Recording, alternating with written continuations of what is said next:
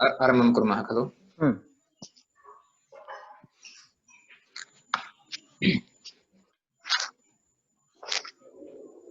अत्र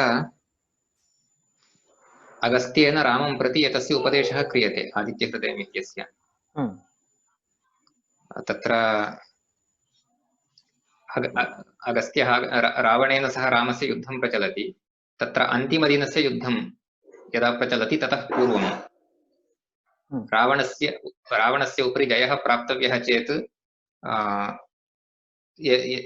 सूर्यानुग्रहः अपेक्षितः। तत्र एवं सूर्यस्य स्तोत्रमिदं करोतु इति अगस्त्यः रामम् उपदिशति। ततः एषः प्रसङ्गः आरभ्यते। ततो युद्धपरिश्रान्तं समरे चिन्तया स्थितं रावणं चाग्रतो दृष्ट्वा युद्धाय समुपस्थितम्। सेव खलु प्रथमः श्लोकः तत्र। अस्तु, प्रथमः श्लोकः। अस्तु अस्तु, सम्यक्। अस्तु, तत्र समरे ततः युद्धपरिश्रान्तं समरे चिन्तया स्थितं रावणं च अग्रतः दृष्ट्वा युद्धाय समुपस्थितम्। एतादृशं रामम् इति अग्रे अन्वयः। ततः इत्युक्ते ततः परम् इत्युक्ते कस्मात् परम् इति चेत् तत्र एतावत्पर्यन्तं किञ्चित् युद्धं तत्र प्रवृत्तमासीत्। रामरावणयोर्मध्ये युद्धं प्रवृत्तं। तत्र रावणस्य निग्रहः कथं करणीयः इति रामः चिन्तां कुर्वन् अस्ति। इदानीं युद्धं कृत्वा श्रान्तः अपि अस्ति रामः। युद्धे सः परिश्रान्तः अपि अस्ति, युद्धे सः श्रान्तः अपि अस्ति। तादृशं रामं दृष्ट्वा समरे चिन्तया स्थितं। चिन्तया इत्युक्ते चिन्ताकुलः सन् रामः युद्धे स्थितवान् आसीत्। कथम् एतस्य रावणस्य पराजयः स्यात् इति चिन्तां कुर्वन् आसीत्। तादृशं रावणं च अग्रतः दृष्ट्वा युद्धाय समुपस्थितम्। सः किमर्थं चिन्तां प्राप्तवान् आसीत् रामः इति चेत् युद्धाय समुपस्थितं रावणं च अग्रतः दृष्ट्वा। युद्धाय समुपस्थितः आसीत् रावणः। तादृशं रावणं तत्र पुरतः दृष्ट्वा, अग्रतः इत्युक्ते तस्य पुरतः दृष्ट्वा सः चिन्तया स्थितः आसीत्। रामः चिन्तया स्थितः आसीत्। तादृशं रामम् इदानीम् अगस्त्यः आगत्य वदति।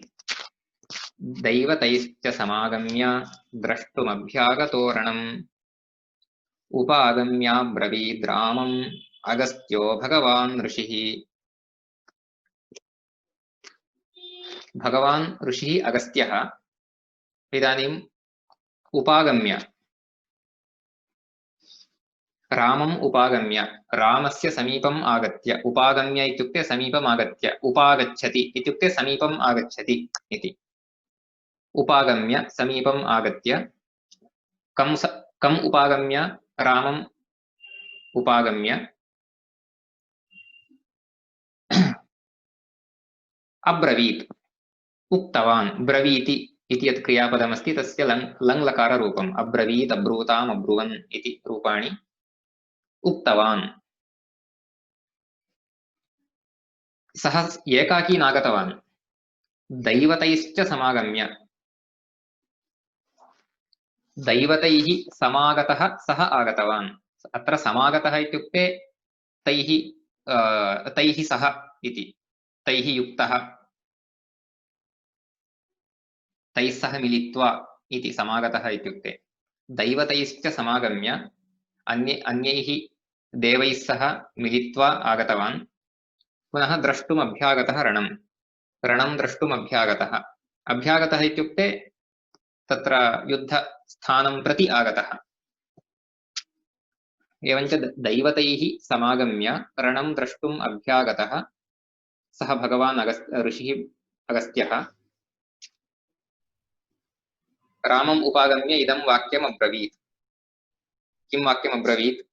राम राम महाबाहो शृणु गुह्यं सनातनं येन सर्वान् अरीन् वत्स समरे विजयिष्यसि। राम राम महाबाहो, अत्र सम्बोधनं महाबाहुः इति उकारान्तशब्दः तस्य महाबाहो इति सम्बोधनं। शृणु गुह्यं सनातनं, सनातनं गुह्यं शृणु। गुह्यम् इत्युक्ते रहस्यं, सीक्रेट्। एकं रहस्यमस्ति, एतद् रहस्यं सनातनं रहस्यं। सनातनं रहस्यम् इत्युक्ते किं वक्तव्यं तत्र एटर्नल् सीक्रेट् इति तादृशमेकं रहस्यमस्ति, तादृशमेकं गुह्यमस्ति, तत् गुह्यं त्वं शृणु। शृणोति इति यत् क्रियापदमस्ति श्रूधातुः तस्य लोट् लकारे मध्यमपुरुषे एकवचनं शृणु। किमस्ति तत्? येन सर्वान् अरीन् वत्स समरे विजयिष्यसि। तद् रहस्यं कीदृशमस्ति इत्युक्ते तद् रहस्यं ज्ञात्वा भवान् सर्वान् अपि अरीन् इत्युक्ते सर्वान् अपि शत्रून् समरे जेतुं शक्नोति। विजयिष्यसि भविष्यत्कालरूपं विजय। वस्तुतः एषः आर्षप्रयोगः अस्ति, विजयिष्यसि इति आर्षप्रयोगः अस्ति। पाणिनीयप्रयोगे विजयिष्यसे इति वक्तव्यम्। वस्तुतः विजयिष्यसे इत्यपि न वक्तव्यं, विजेष्यसे इति वक्तव्यम्। प्रथमं तावत् तत्र विजयिष्यसि इति न भवति, विजेष्यसि इति। इत्युक्ते तत्र वि इति उपसर्गः अस्ति, जयति इति क्रियापदं वस्तुतः परस्मैपदी एव, जयति जयतः जयन्ति इति। किन्तु वि इत्युपसर्गः अस्ति चेत् तदा तत्र विजयति इति न भवति, विजयते इति भवति। अतः एतद् आत्मनेपदी भवेदिति एकं। द्वितीयं जयति इत्यस्य जयिष्यति इति न भवति, जेष्यति इति भवति। अतः अत्र उभयप्रकारेणापि तत्र पाणिनीयक्रमः न अनुसृतः। अत्र एषः आर्षप्रयोगः अस्ति। अतः अस्माभिः तर्हि किं प्रयोक्तव्यं? विजेष्यसे इति प्रयोक्तव्यम् अस्मिन् स्थाने। विजयिष्यसि इत्यस्मिन् स्थाने विजेष्यसे इति प्रयोक्तव्यम्।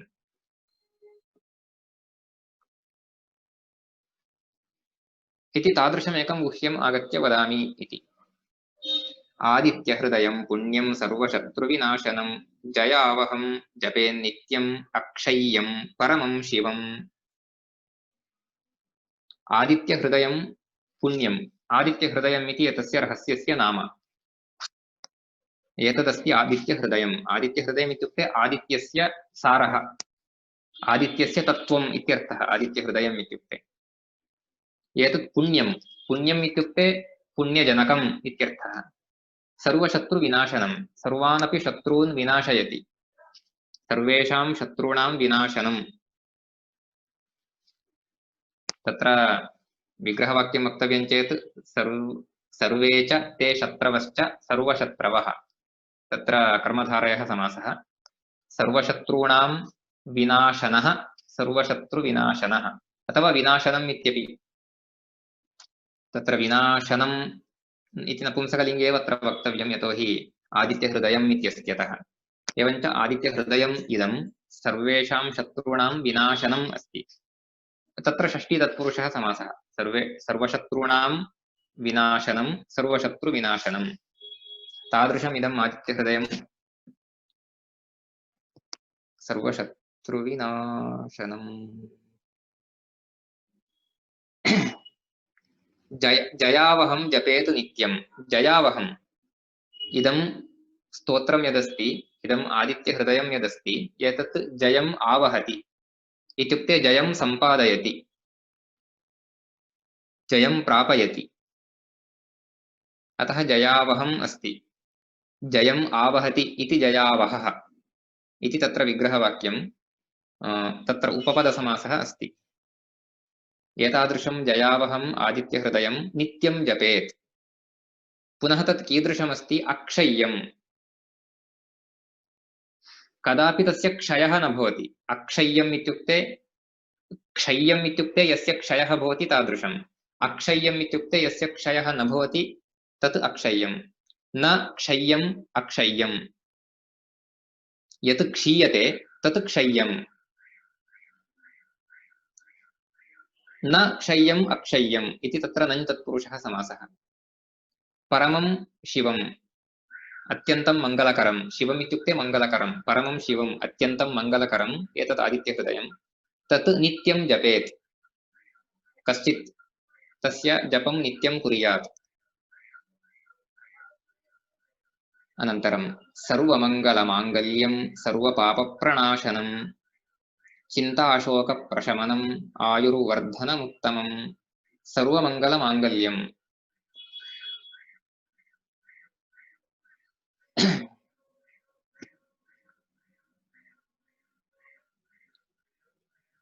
तत्र सर्वेषु मङ्गलेषु माङ्गल्यम्,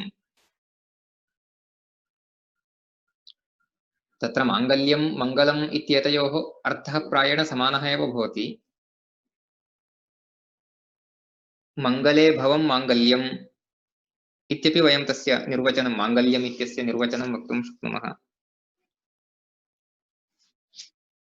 अथवा मङ्गलेन सम्बद्धं माङ्गल्यम् इति।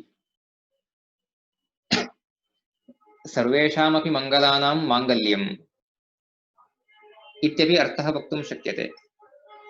इत्युक्ते सर्वेषामपि मङ्गलानां शोभावर्धकम् इत्यपि अर्थः तत्र प्राप्तुं शक्यते।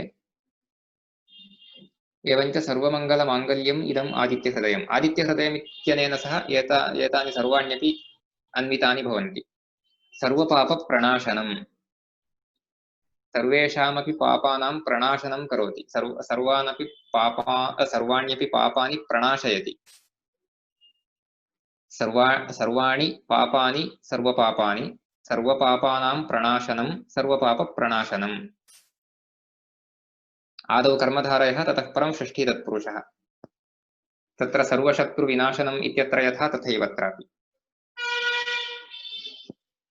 ततः परं चिन्ताशोकप्रशमनं, चिन्ता च शोकश्च चिन्ताशोकौ, चिन्ताशोकयोः प्रशमनं चिन्ताशोकप्रशमनम्। आदौ चिन्ता च शोकश्च चिन्ताशोकौ इत्यत्र इतरेतरद्वन्द्वसमासः। चिन्ताशोकयोः प्रशमनं चिन्ताशोकप्रशमनम् इति षष्ठी तत्पुरुषः समासः। इत्युक्ते अस्माकं चिन्तां शोकम् इत्येतद्वयमपि प्रणाशयति, नाशयति। ततः आयुर्वर्धनमुत्तमम्, आयुर्वर्धनम्, आयुषः वर्धनम् आयुर्वर्धनम्। तत्र आयुष्इति आयुस्सिति सकारान्तशब्दः अस्ति, अतः आयुर् इति तत्र आयुर्वर्धनम् इति तत्र रेफः अस्ति। एवञ्च आयुषः वर्धनम् आयुर्वर्धनं षष्ठी तत्पुरुषः समासः। अस्माकं आयुः अपि वर्धयति, अस्माकं जीवितावधिम् अपि वर्धयति। उत्तमं, तादृशम् उत्तमम् आदित्यहृदयम् इदमस्ति।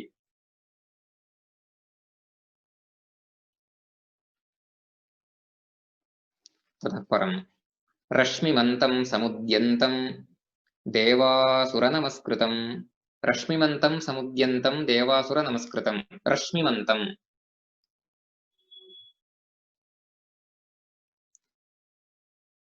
तादृशं पूजयस्व इत्यनेन सह अन्वयः। अत्र कं पूजयस्व? रश्मिमन्तं समुद्यन्तं देवासुरनमस्कृतं पूजयस्व विवस्वन्तं भास्करं भुवनेश्वरम्। अत्र एतानि सर्वाणि विशेषणानि सूर्यस्य। अत्र वस्तुतः सूर्यस्य वैशिष्ट्यं कियता प्रमाणेन तत्र दीयते इत्युक्ते अथवा कल्प्यते इत्युक्ते, तत्र अमरकोशे विविधानां देवतानां पर्यायवाचकशब्दाः उक्ताः सन्ति। सर्वेषां विष्णोः, शिवस्य, ब्रह्मणः, गणपतेः, सुब्रह्मण्यस्य, इन्द्रस्य, अग्नेः, यमस्य, वरुणस्य इत्येवं तत्र सर्वेषां देवानां पर्यायवाचकाः शब्दाः उक्ताः। किन्तु अत्यधिकपर्यायवाचकशब्दाः अमरकोशे सूर्यस्य सन्ति। अहं कदाचित् एवं गणितवान्, चतुष्पञ्चाशत् शब्दाः तत्र पर्यायवाचकशब्दाः तत्र अमरकोशे सन्ति। सूरसूर्यार्यमादित्य द्वादशात्मदिवाकराः भास्कराः स्करभ्रद्नप्रभाकरविभाकराः इत्येवमारभ्य तत्र बहुभिः श्लोकैः तस्य पर्यायवाचकाः शब्दाः उच्यन्ते।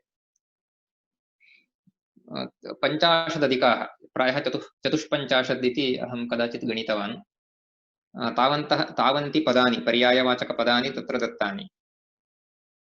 तत्र एकैकमपि पदम् अतीव सुन्दरमस्ति।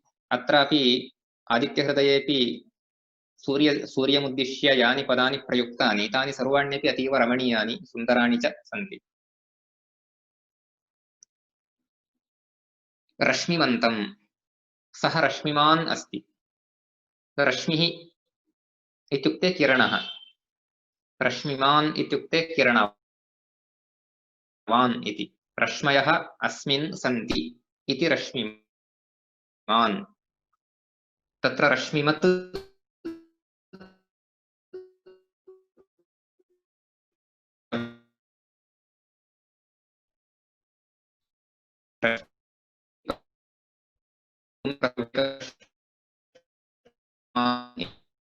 Mahodaya, your voice is not clear. रूपाणि वदामि। ओ एकक्षणम्।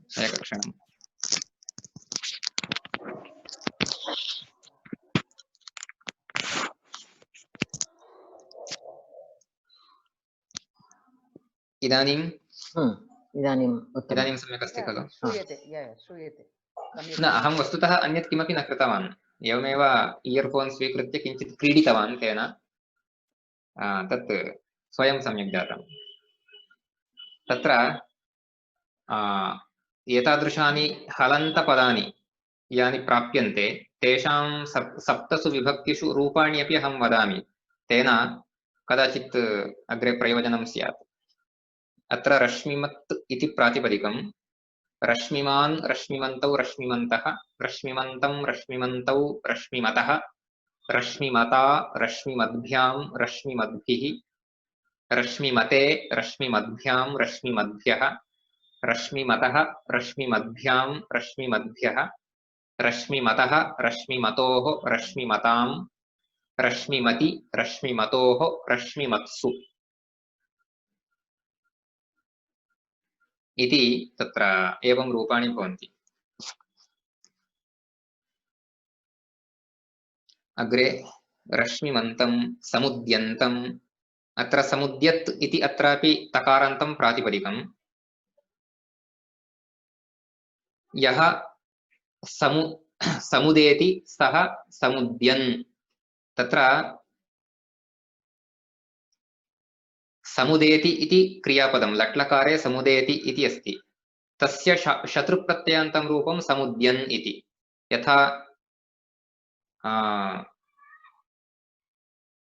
आगच्छति इत्यस्य आगच्छन् इति भवति, तथा समुदेति इत्यस्य समुद्यन् इति। समुद्यन् समुद्यन्तौ समुद्यन्तः। तत्र समुद्यत् इति प्रातिपदिकं तकारान्तं प्रातिपदिकं, यथा रश्मिमत् इति आसीत् तथैव अत्रापि समुद्यत् इति प्रातिपदिकं। समुद्यन् समुद्यन्तौ समुद्यन्तः, समुद्यन्तं समुद्यन्तौ समुद्यतः समुद्यता, समुद्यद्भ्यां समुद्यद्भिः, समुद्यते समुद्यद्भ्यां समुद्यद्भ्यः, समुद्यतः समुद्यद्भ्यां समुद्यद्भ्यः, समुद्यतः समुद्यतोः समुद्यतां समुद्यति समुद्यतोः समुद्यत्सु इत्येवं रूपाणि भवन्ति। अग्रे यदि तकारान्तशब्दः आगच्छति तर्हि अहं रूपाणि न वदामि, एवमेव रूपाणि भवन्ति। कदाचित् विशिष्टपदानि चेत् वदामि, अन्यथा न वदामि। उदाहरणरूपेण इदानीं पदद्वयम् उक्तवान्। इत्युक्ते यः उदयं प्राप्नोति सः एव समुद्यन्, तादृशं भास्करम्।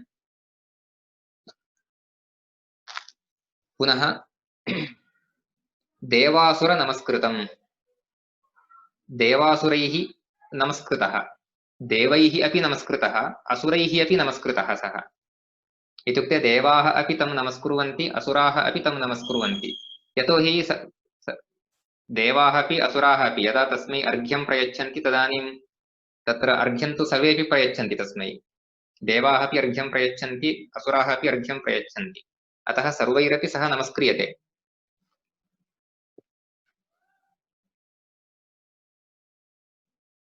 तत्र सूर्यस्य इदमेव वैशिष्ट्यं यत् तत्र कदाचित् विष्णोः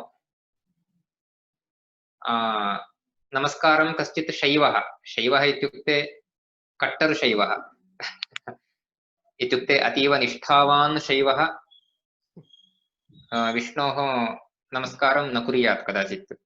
तथैव कश्चित् निष्ठावान् वैष्णवः शिवस्य नमस्कारं न कुर्यात्, किन्तु सर्वेपि सूर्यस्य नमस्कारं कुर्वन्ति। अतः देवैः असुरैः मनुष्यैः इत्येवं सर्वैरपि नमस्कृतः सः। एवञ्च देवासुर नमस्कृतम्। अत्र विग्रहवाक्यम् एवं भवति, देवाः च असुराः च देवासुराः। तत्र द्वन्द्वसमासः। देवासुरैः नमस्कृतः, देवासुर नमस्कृतः इति तत्र तृतीया तत्पुरुषः समासः।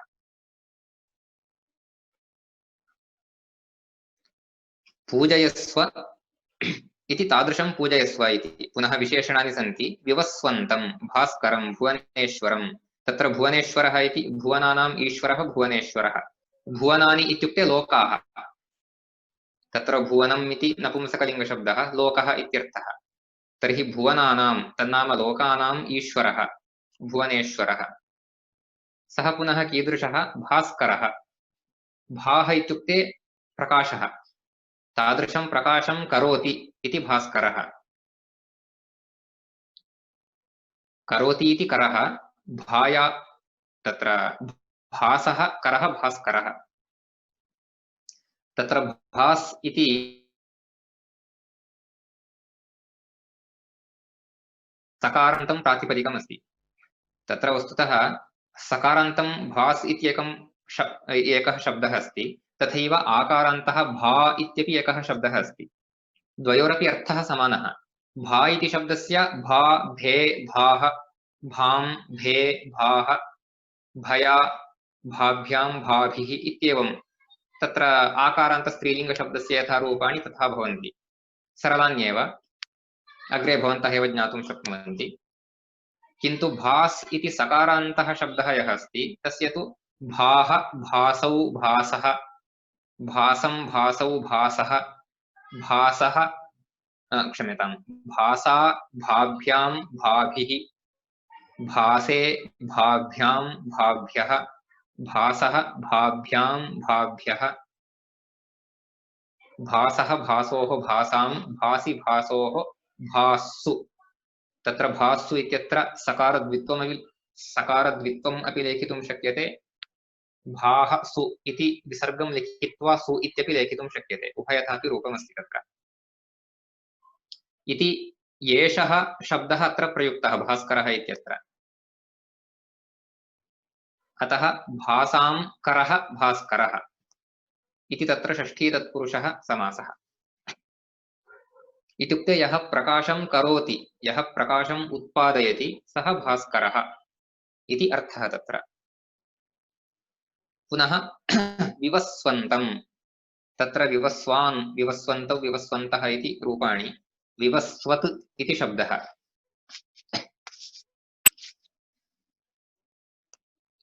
अत्रापि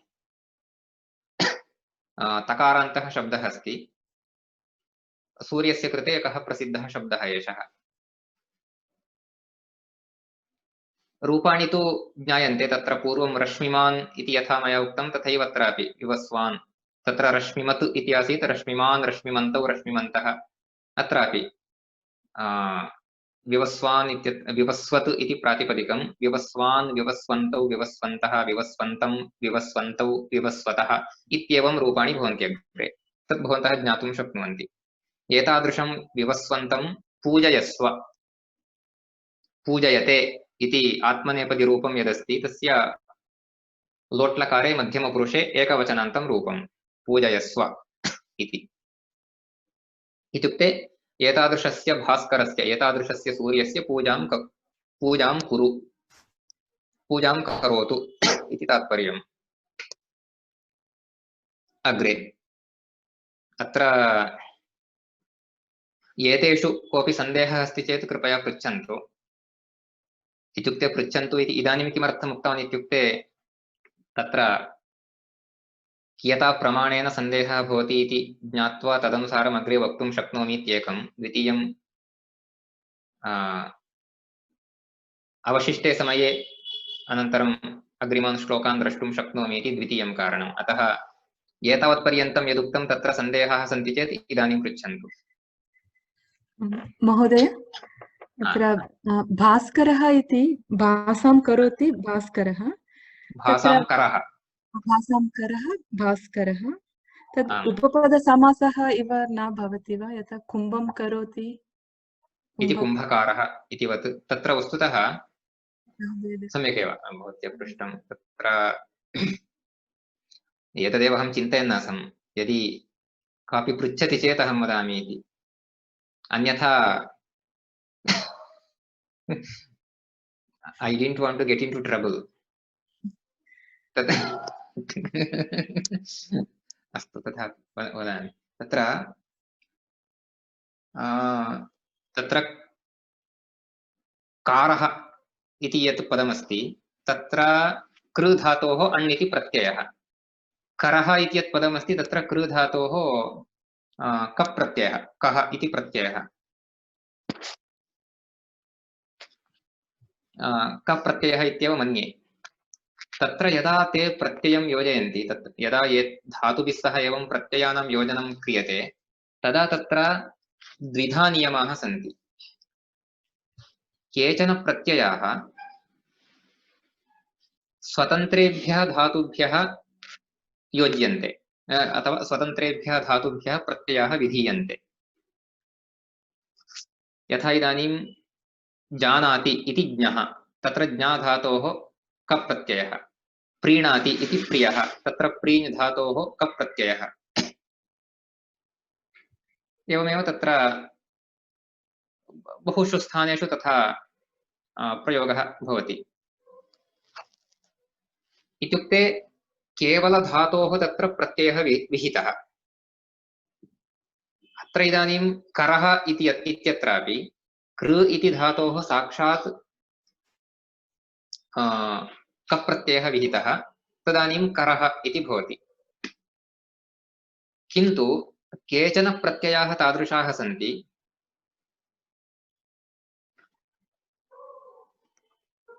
ये प्रत्ययाः धातुभ्यः स्वतन्त्रेभ्यः धातुभ्यः न विधीयन्ते, अपि तु उपपदसहितेभ्यः धातुभ्यः एव विधीयन्ते। उपपदम् इत्युक्ते अत्र उपसर्गः न, अपि तु अन्यत् नामपदम्। तस्य उदाहरणमेव कुम्भकारः इति। इत्युक्ते पश्यन्तु, तत्र कुम्भकारः इत्यत्र कृ धातोः अण् प्रत्ययः यः विहितः सः केवलात् अण् धातोः न विहितः, अपि तु कुम्भ इति उपपदपूर्वकात् अण् धातोः विहितः। कः अर्थः तस्य, किं तात्पर्यं? कृ धातोः अण् प्रत्ययः विधातव्यः चेत् तत्र करणक्रियायाः कर्म उपपदरूपेण तत्र स्यात्। इत्युक्ते सः करोति चेत् किं करोति इति अपेक्षितं खलु। इत्युक्ते करणक्रियायाः कर्म यदस्ति, कुम्भः एव अत्र कर्म, करणक्रियायाः कर्म अत्र कुम्भः। तर्हि करणक्रियायाः यत् कर्म अस्ति तत् कर्म तत्र उपपदं स्यात्। तस्मिन् उपपदे सत्येव कृ धातोः अण् प्रत्ययः विधीयते, स्वतन्त्रात् धातोः न विधीयते। अतः करोति इति कारः इति वयं वक्तुं न शक्नुमः। कारः इति तत्र स्वतन्त्रः शब्दः नास्ति। कुम्भं करोति इति कुम्भकारः इति वक्तुं शक्नुमः, किन्तु करः इति शब्दः स्वतन्त्रात् धातोः तत्र करः इति शब्दे यः कप् प्रत्ययः अस्ति, कृ धातोः विहितः कप् प्रत्ययः यः अस्ति सः स्वतन्त्रात् कृ धातोः विहितः, न तु उपपदसहितात् कृ धातोः। तर्हि करोति इति करः इति स्वतन्त्रतया अस्माभिः करः इति शब्दः प्राप्तव्यः आदौ। ततः परं किं करोति इत्युक्ते तस्य कर्म यदस्ति कर्मवाचकशब्दः पश्चात् स्वीकरणीयः। यत्किमपि तत्र इदानीम् उदाहरणार्थं भाः एव तत्र कर्म, किन्तु इदानीं करोति इति अस्माभिः विग्रहवाक्यं यदा उच्यते तदा भाः करोति इति न वक्तव्यम्। तथा कुत्र वक्तुं शक्यते, उपपदसहितात् धातोः यत्र प्रत्ययः विहितः तत्र केवलं तिङन्तरूपम् उपयुज्य विग्रहवाक्यं वक्तुं शक्यते। अत्र अस्माभिः साक्षात् कृदन्तरूपम् उपयुज्य एव विग्रहवाक्यं वक्तव्यम्। इत्युक्ते भासः करः अथवा भासां करः इति। अतः एव कर्मकरः इत्यपि शब्दः अस्ति, कर्मकारः इत्यपि शब्दः अस्ति। तत्र विग्रहवाक्ये कः भेदः इत्युक्ते कर्मकारः इत्यत्र कर्म करोति इति विग्रहवाक्यम्, कर्म करोति इति कर्मकारः। यतोहि तत्र विग्रहवाक्यं तिङन्तेन सह वक्तव्यम्। किन्तु कर्मकरः इत्यत्र कर्मणः करः कर्मकरः इति, यतोहि तत्र करोति इति करः इति स्वतन्त्रः शब्दः तत्र निष्पादितः, करः इति स्वतन्त्रतया शब्दः निष्पादितः। ततः परं कर्म शब्देन सह तस्य समासः कृतः। सः कीदृशः समासः? षष्ठी तत्पुरुषसमासः, कर्मणः करः कर्मकरः इति। अत्रापि तथैव इति तत्र एषः एव भेदः। केचन कृत्प्रत्ययाः स्वतन्त्रेभ्यः धातुभ्यः विहिताः। स्वतन्त्रेभ्यः इत्युक्ते उपसर्गसहितेभ्यः अपि भवितुमर्हति। अत्र स्वतन्त्रेभ्यः इत्यस्य इदं तात्पर्यम् उपपदं तत्र नापेक्षितम् इति। एवं केचन प्रत्ययाः उपसर्गः न उपपदसहितेभ्यः धातुभ्यः विहिताः। अतः तदाधारेण अस्माभिः विग्रहवाक्यं वक्तव्यं। तत्तु किञ्चित् प्रयासेन ज्ञातव्यं भवति। अग्रे यदा समासानां स्पष्टतया अध्ययनं क्रियते तदानीं ज्ञायते। अतः अत्र तेन कारणेनैव अत्र भासः करः अथवा भासां करः, तत्र तु एकवचनेपि शक्यते बहुवचनेपि शक्यते, भास्करः इति तत्र समस्तपदम्।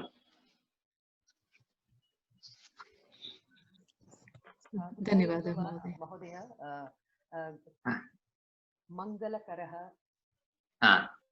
तादृश बहूनि शब्दानि सन्ति खलु? सत्यं सत्यं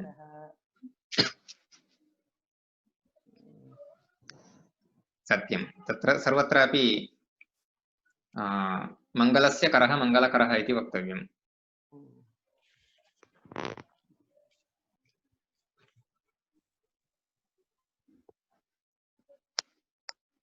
महोदय नमस्कारः।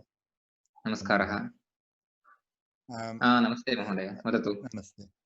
The difference between akshayam and akshayam, as I understand it, akshayam is the one that cannot be destroyed, or another one, akshayam, one does not destroy by itself. Is it the difference between these two, or are they one and the same? Akshayam, akshayam. सत्यं सत्यं, तत्र क्षय्यजय्यौ शक्यार्थे तत्र नियमः एषः अस्ति। क्षय्यम् इति यदा उच्यते तदानीं यस्य क्षयः भवितुमेव न शक्नोति तादृशम् इत्युक्ते यस्य क्षयः भवितुं शक्नोति तादृशं क्षय्यम्।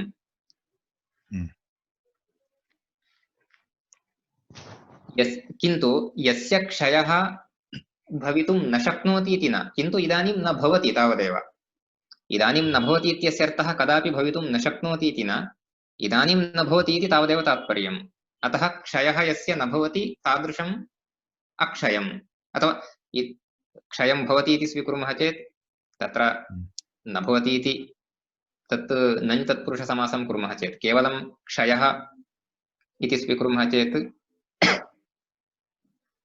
तत्र केवलं क्षयः इति स्वीक्रियते चेत् नाशः इत्यर्थः भवति। क्षय्यः इति शब्दः स्वीक्रियते चेत् यस्य नाशः भवितुमेव नार्हति तादृशं वस्तु इत्यर्थः प्राप्यते। केवलं क्षयः इति स्वीक्रियते चेत् नाशः इत्यर्थः, क्षय्यः इति शब्दः स्वीक्रियते चेत् अथवा क्षय्यम् इति स्वीक्रियते चेत् यस्य वस्तुनः नाशः भवितुं नार्हति भवितुमेव न शक्नोति तादृशं वस्तु इत्यर्थः। इदानीं तत्र नञ् तत्पुरुषसमासं कुर्मः चेत् क्षयः इत्युक्ते नाशः, अक्षयः इत्युक्ते यस्य नाशः नास्ति तादृशं वस्तु। तस्य नाशः भवितुमेव न शक्नोति इत्येव विशिष्टं तात्पर्यमस्ति चेत् तदानीम् अक्षय्यम् इति वयं वक्तुं शक्नुमः। यतोहि क्षय्यम् इत्युक्ते यस्य नाशः भवितुं शक्नोति तत् क्षय्यम्, अक्षय्यम् इत्युक्ते यस्य नाशः भवितुं न शक्नोति तादृशम्। महोदय, in the same this thing, क्षयितुं योग्यं क्षय्यं वा? न, क्षयितुं शक्यं। तत्र क्षयितुं योग्यम् इत्यर्थे क्षेयम् इति भवति। क्षेयम्, ओके। क्षयितुं तत्र यत् प्रत्ययेन सत्यं यत् प्रत्ययः न तत्र उभयत्रापि तत्र यत् प्रत्ययः एव, उभयत्रापि यत् प्रत्ययः एव, केवलं प्रक्रियायां भेदः। तत्र क्षय्यजयौ शक्यार्थे इति तत्र एतेन सूत्रेण तथा उक्तम्। क्षेयं क्षय्यम् इति रूपद्वयं। क्षेयम् इत्युक्ते क्षयितुं योग्यं, क्षय्यम् इत्युक्ते क्षयितुं शक्यम् इति। तथैव क्रेयम् इत्युक्ते क्रेतुं योग्यं, क्रय्यम् इत्युक्ते क्रेतुं शक्यम् इति। तत्र क्षेयं क्षय्यम् इत्येतयोर्मध्ये वयं प्रयोगदृष्ट्या तथा भेदं दर्शयितुं न शक्नुमः। वस्तुतः कष्टं किञ्चित्। क्षयितुं योग्यं किन्तु न शक्यम् इति एतत् किञ्चित् अवगन्तुं किञ्चित् कष्टं, किन्तु क्रेतुं योग्यं क्रेतुं शक्यम् एतयोः भेदं वयं ज्ञातुं शक्नुमः। उदाहरणार्थम् इदानीम् अहम् आपणं गच्छामि, तत्र किमपि एकम् उत्तममेकं वस्तु तत्र दृष्टं मया आपणे, तत् क्रेतुं योग्यमेव किन्तु क्रेतुं न शक्यते इदानीं मया, इत्युक्ते मम समीपे धनं नास्ति, अतः क्रेतुं न शक्यं तत्। अतः तत् क्रेयम् अस्ति किन्तु क्रय्यं नास्ति।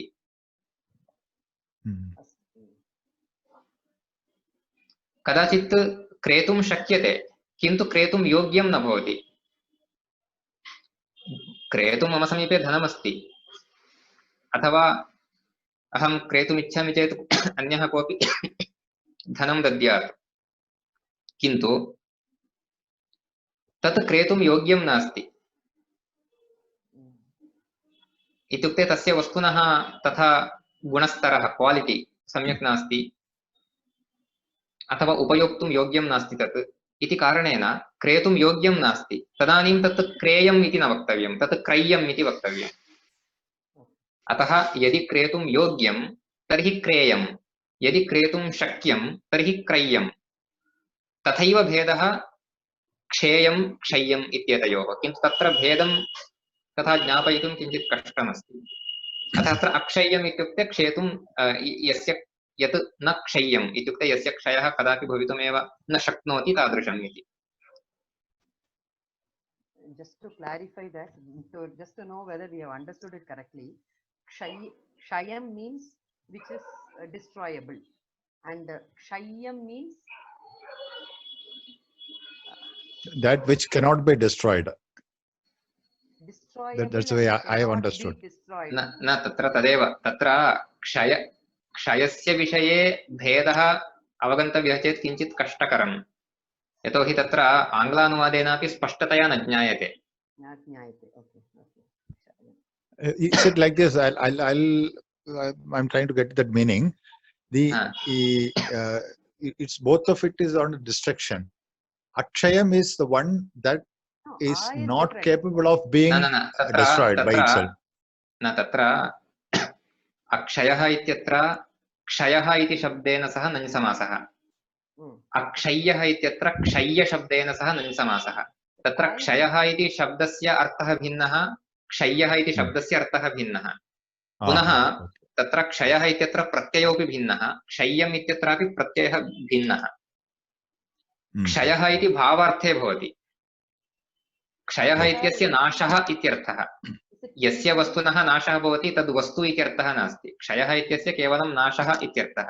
किन्तु क्षय्यम् इत्युक्ते नाशः इति न, यस्य वस्तुनः नाशः भवति तद् वस्तु क्षय्यं भवति। Okay, okay, okay. Okay, okay, okay.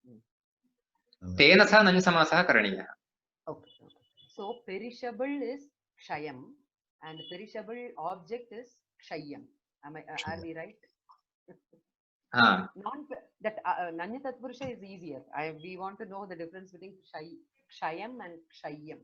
क्षयः इत्युक्ते नाशः, क्षयः इत्युक्ते डिस्ट्रक्शन् इत्यर्थः, क्षय्यम् इत्युक्ते destroyable इति वा किमपि वक्तव्यम्। Okay, okay, okay, okay. That which is destroyed is kshayyam, destruction is kshayah. Kshayah, okay, okay. एवं। That which is destroyed, okay, okay. The earlier one, what Vijaya Bhagini asked, the karaha and karaha, karma karaha and bhaskaraha. So on that, this thing is the Dikshita's Navagrah Kritis. One the Divakara is one thing that is describing Surya. Okay, and here and one of that I think it's for this it says Bhartru Karakam. So there Divakaran and Bhartru Karaka. What is the difference in Kara and Kara here? भर्तृकारकः इति अस्ति वा? Yes. भर्तृकारकः इत्युक्ते भर्ता यः अस्ति तस्य कारकः, कारकः इत्युक्ते यः करोति सः कारकः। Okay. भर्तुः कारकः भर्तृकारकः इत्युक्ते अन्ततो गत्वा अर्थः कः? यः भर्तारं करोति सः इति।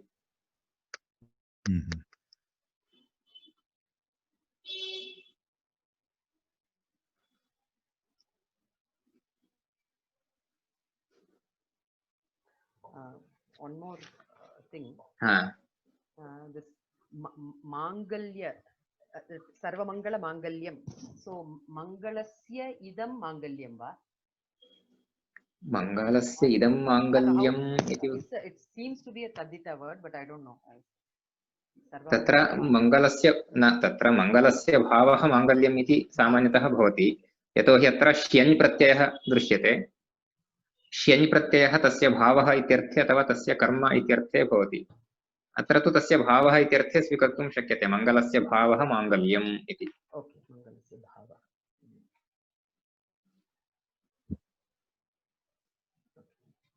And one more, the sixth shloka, samudhyeti. Sama plus udeti, it rises or something? Sam udeti, samudeti. Okay, okay. इति लट्लकारे रूपम्। Sama plus udeti. Okay, धन्यवादः। इत्युक्ते तत्र उदेति इत्यत्रापि पुनः उद् इति उपसर्गः, अतः अत्र समुदेति इत्यत्र उपसर्गद्वयमस्ति। सम् उत् इति उपसर्गद्वयपूर्वकः इण् धातुः, इण्गतौ धातुः। Mahoday, this meaning of the word parishrantam, tato yuddha parishrantam is, it is connected to the parishramam, and I didn't get that meaning. Parishrantam. Parishrantah ityukte tired ityarthah. It's not connected to the parishramam, not connected to the parishramam effort. Parishramah ityatrapi dhatuh sayeva. Shramah shrantihi ityatra sarvatrapi dhatuh samanah eva asti. Okay, so this is indicates tiredness. Satyam, satyam. Shrantaha is generally tiredness. Yeah, tired. Vishranti, we say, no? Vishranti. तत्र वस्तुतः परिश्रान्तः इत्युक्ते अहम् अस्मिन् कार्ये परिश्रान्तवान् इत्युक्ते I worked hard. Effort. इत्युक्ते इति आम् सत्यम्। इत्युक्ते एतस्मिन् कार्ये एतस्मिन् विषये अहं सम्यक् कार्यं कृतवान् इत्युक्ते सम्यक् यत् कृतवान् इति तात्पर्यं। किन्तु श्रान्तिः इत्यस्य केवलं श्रान्तिः इति वदामः चेत् तदानीं तस्य टायर्ड्नेस् इति सः अर्थः भवति। अत्र तु परिश्रान्तिः इति शब्दस्यापि तस्मिन्नेव अर्थे प्रयोगः कृतः।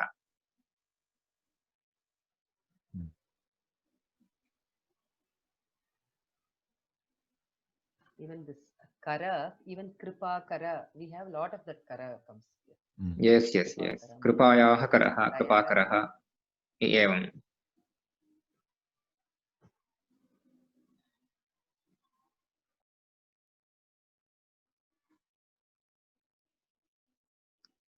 This word samara, this is samaram. No, it's the root is samaram or समरः samaraha. पुल्लिङ्गशब्दः, अकारान्त Pullinga पुल्लिङ्गशब्दः. shabda. Okay. Samaraha. So it आम्. indicates effort, war, No. struggle, and all that. Struggle, war, yuddham, only yuddham. समरः इति शब्दस्य वस्तुतः युद्धम् इत्येव अर्थः. Okay. तत्र मलयाळभाषायां समरम् इति Yes, that's why I asked. Okay. Struggle or agitation. एजिटेशन्, तत्र एजिटेशन् इत्यस्मिन् अर्थे समरम् इति वदन्ति. Basically strike and band and all this. बन्द् तदेव हर्ताल् तत्सर्वं समरम् इति तत्र उच्यते. अत्र तु संस्कृते तु वस्तुतः समरः इति शब्दस्य युद्धम् इत्येव अर्थः. Yuddha.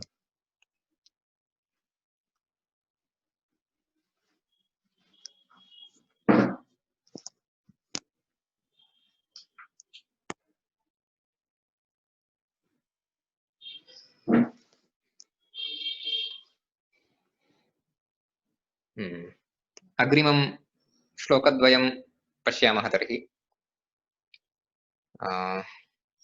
सर्वदेवात्मको ह्येष तेजस्वी रश्मिभावनः एष देवासुरगणान् लोकान् पाति गभस्तिभिः. इदानीं सूर्यस्य वर्णनं क्रियते, सूर्यस्य स्तुतिः क्रियते अत्र. सर्वदेवात्मको हि एषः तेजस्वी रश्मिभावनः. सर्वदेवात्मकः इत्युक्ते सर्वेषां देवानां स्वरूपः अस्ति, सर्वदेवस्वरूपः अस्ति एषः. तेजस्वी, तेजोवान् अस्ति, तेजः अस्मिन् अस्ति इति तेजस्वी. तेजस्विन् इति शब्दः नकारान्त पुल्लिङ्गशब्दः. यथा मन्त्रिन्, योगिन् इत्यादयः शब्दाः तथा, विद्यार्थिन् तथैव तेजस्विन् इति शब्दः. तेजस्वी, तेजस्विनौ, तेजस्विनः, तेजस्विनं, तेजस्विनौ, तेजस्विनः, तेजस्विना, तेजस्विभ्यां, तेजस्विभिः, तेजस्विने, तेजस्विभ्यां, तेजस्विभ्यः, तेजस्विनः, तेजस्विभ्यां, तेजस्विभ्यः, तेजस्विनः, तेजस्विनोः, तेजस्विनां, तेजस्विनि, तेजस्विनोः, तेजस्विषु इत्येवं रूपाणि भवन्ति. अस्तु, पुनः यदि नकारान्तशब्दः यदि आगच्छति तर्हि अहं न वदामि. तेजस्वी रश्मिभावनः.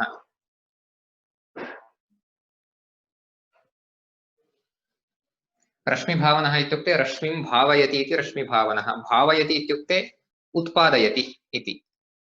भवति इत्युक्ते स्वयम् उत्पद्यते, भावयति इत्युक्ते उत्पादयति इति.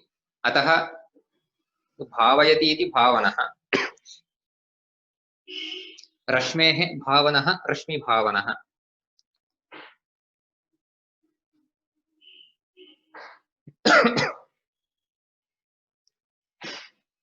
एषः देवासुरगणान् लोकान् पाति गभस्तिभिः.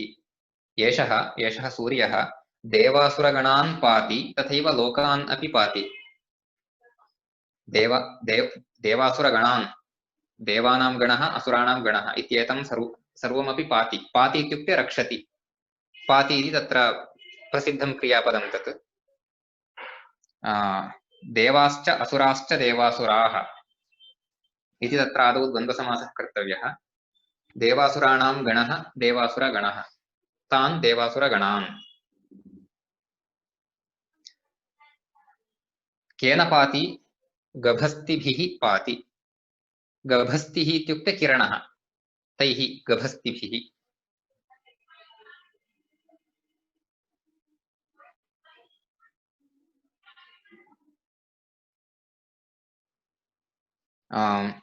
एष देवासुरगणान् लोकान्,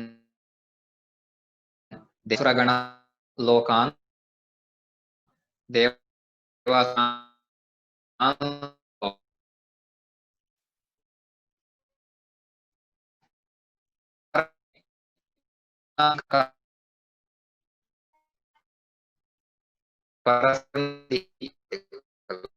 Mahodaya, your voice is again not clear.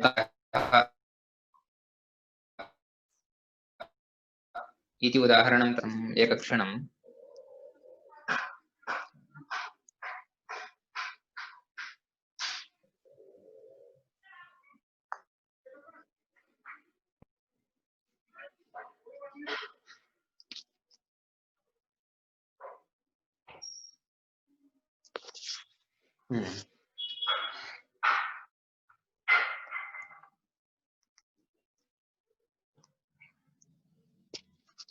अस्तु श्रूयते खलु इदानीं? आम्।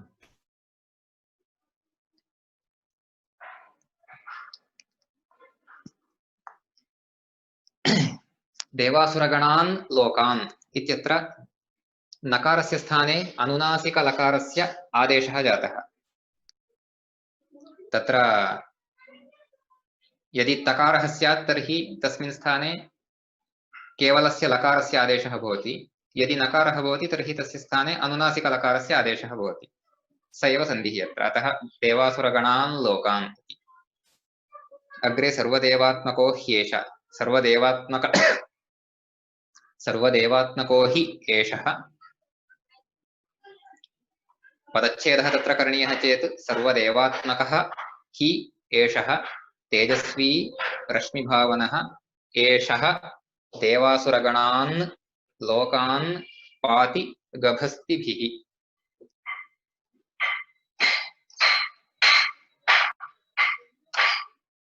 इत्येवम्। स्पष्टं खलु इदम्? अग्रे एष ब्रह्मा च विष्णुश्च शिवः स्कन्दः प्रजापतिः महेन्द्रो धनदः कालः यमः सोमो ह्यपाम्पतिः। एषः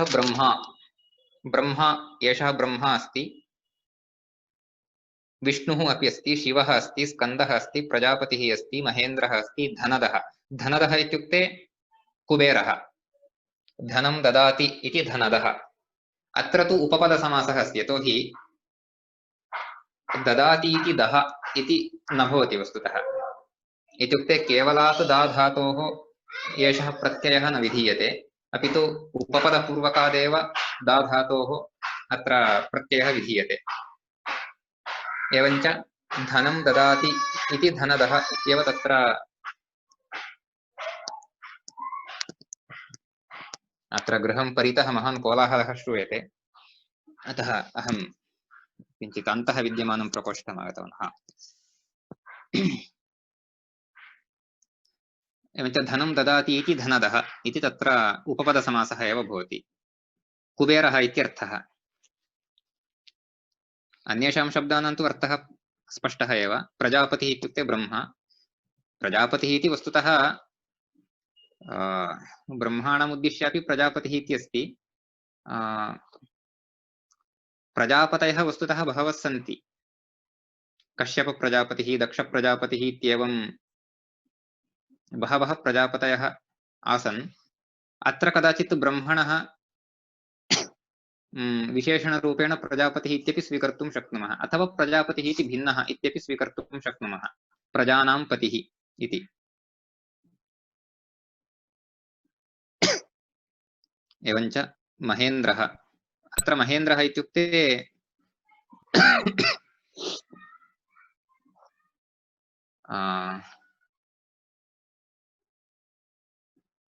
शिवः इत्यर्थः वस्तुतः, किन्तु शिवः इति पूर्वमेव उक्तमस्ति।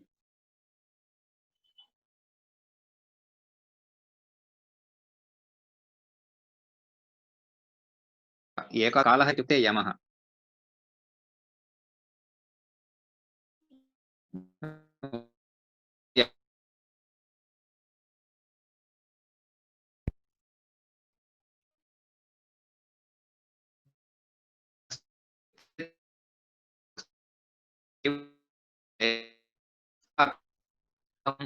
करोति तादृशः इति कारणेन कालः इत्यपि तत्र पृथक् परिगणनं कृतं।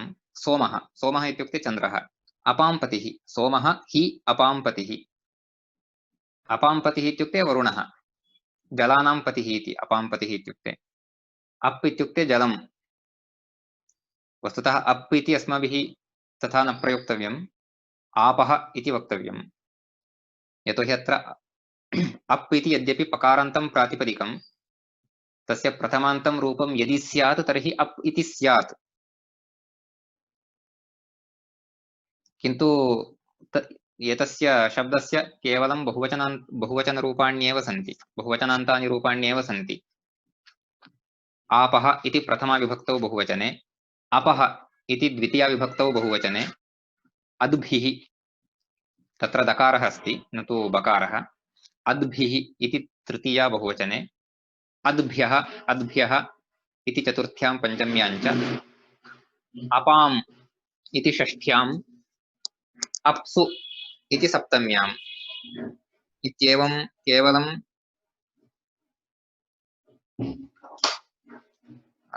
बहुवचनान्तरूपाण्येव सन्ति एवञ्च अपां पतिः वरुणः इत्युक्ते एवं सर्वः अपि सूर्यः एव इति अत्र उच्यते अत्र ब्रह्मन् इति नकारान्त शब्दः ब्रह्मा ब्रह्माणौ ब्रह्माणः तस्य तु रूपाणि सरलानि राजा राजानौ राजानः इतिवत् ब्रह्मा ब्रह्माणौ ब्रह्माणः आत्मा आत्मानौ आत्मानः एतानि सर्वाणि समानानि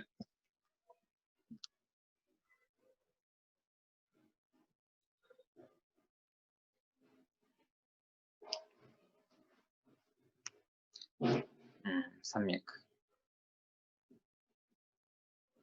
अत्र वयं अग्रिमश्लोकान् वयम् अग्रिमकक्षायां पठामः अत्र सन्देहाः सन्ति चेत् प्रष्टुं शक्नुवन्ति अस्मिन् श्लोकद्वये Mahodaya, this bhavayati meaning is utpadayati, right? सत्यं This there is that Maharaja Swadhitanal Kriti Bhavayami Raghuramam. तत्र भावयति इत्यस्य तत्र भावयति इत्यस्य पूजयति इत्यर्थः पूजयति ओके मनसा पूजयति सत्यं सत्यं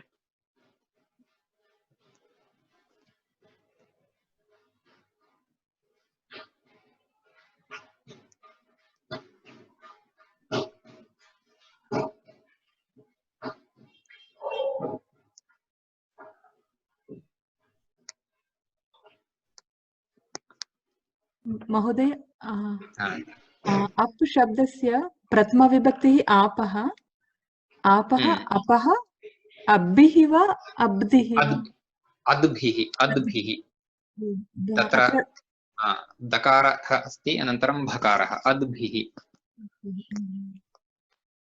अग्रेपि अद्भ्यः अद्भ्यः इति दकारः ततः परं भकारः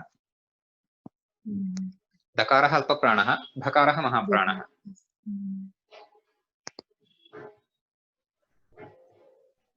अपाम् अप्सु इति तत्र षष्ठ्यां सप्तम्यां च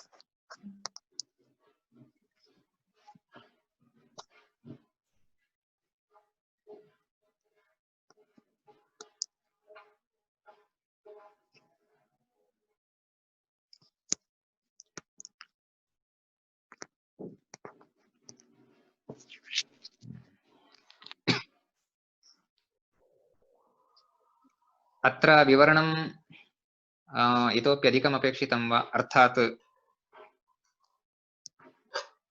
इतोपि अधिकम् इत्युक्ते अत्र अन्यत् किमपि वैशिष्ट्यं नास्ति यतोहि अत्र अन्वयक्लेशः एतावत्पर्यन्तं कुत्रापि नासीत् किमर्थम् इत्युक्ते अत्र विशेषणानि सन्ति अपि च अत्र एते रामायणस्य श्लोकाः इति कारणेन अथवा यत्किमपि स्तोत्रकाव्येषु सामान्यतः तत्रापि विशिष्य अनुष्टुप् छन्दसि श्लोकाः सन्ति चेत् तत्र अन्वयक्लेशः न भवति अन्येषु महाकाव्येषु भवति तावदेव तत्र अस्माभिः किञ्चित् प्रयासेन अन्वयः करणीयः किन्तु अत्र अन्वयक्लेशः नास्ति अतः अहं साक्षात् पदपरिचयमेव वदामि इतोपि अधिकं विवरणम् अपेक्षितं चेत् कृपया वदन्तु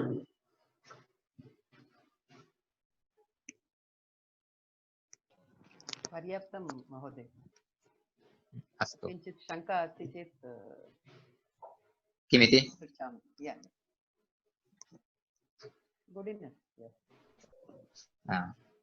Wherever we are getting stuck, we will come back to you. आम आम आम चिन्ता नास्ति सम्यक् तर्हि अत्र समापयामः खलु अस्तु महोदय सर्वे भवन्तु सुखिनः सर्वे सन्तु निरामयाः सर्वे भद्राणि पश्यन्तु मा कश्चित् दुःखभाग् भवेत् ॐ शान्तिः शान्तिः शान्तिः नमस्कारः सर्वेभ्यः शुभरात्रिः सर्वेभ्यः नमस्कारः धन्यवादः महोदय शुभरात्रि शुभरात्रिः संक्रान्ति मकरसङ्क्रान्तिशुभाशयाः मकरसन्ध्यायाः